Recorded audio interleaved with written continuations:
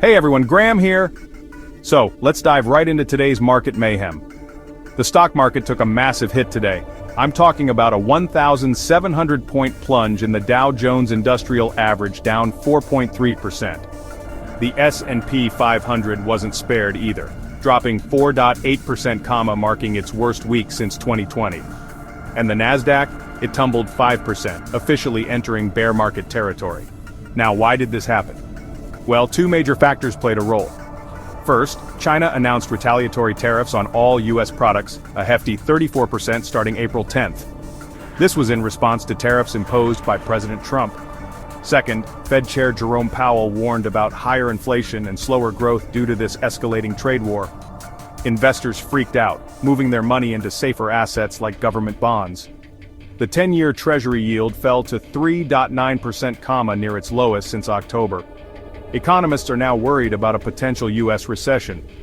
Adding fuel to the fire, the March jobs report showed the U.S. added 228,000 jobs, which was better than expected.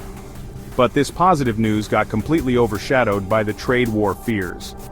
The unemployment rate did tick up to 4.2%, though. Powell's comments were pretty telling. He said the tariffs' impact was higher than anticipated, and it's too soon to say how the Fed will react regarding interest rates. Traders are now betting on 5 rate cuts this year, expecting the Fed to prioritize economic slowdown over inflation. President Trump, on the other hand, isn't backing down. He stated his policies will never change, and warned that China played it wrong. More tension, more uncertainty. Now let's talk about how some individual stocks fared. Bitcoin showed surprising strength, holding above $84,000 despite the market rout. But Tesla dropped 11%, Nvidia 8%, and Apple 5%. And some IPOs like StubHub and Klarna got delayed due to this market chaos. On a lighter note, Trump signed an executive order to keep TikTok operating for 75 days while working with China. And interestingly, Nike stock jumped after Trump spoke with Vietnam's president about potential zero tariffs. DuPont, however, wasn't so lucky, with its stock sliding due to China launching an anti-monopoly investigation into its Chinese subsidiary. European stocks weren't immune either, with major indices down 3.8% to 4.7%. European leaders are signaling potential countermeasures against U.S. tariffs. Oil prices also plummeted.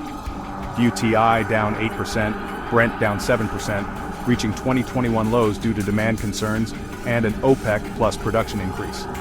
So, what should you do as an investor? Analysts have identified some tariff-proof stocks like Genuine Parts Company, O'Reilly Automotive, Microsoft, and Salesforce. But be cautious with stocks like Shopify, Airbnb, Booking Holdings, Wayfair, and Best Buy, which are more vulnerable. That's all for today's market update. If you found this video helpful, please give it a thumbs up and don't forget to subscribe for more updates. Thanks for watching and stay informed.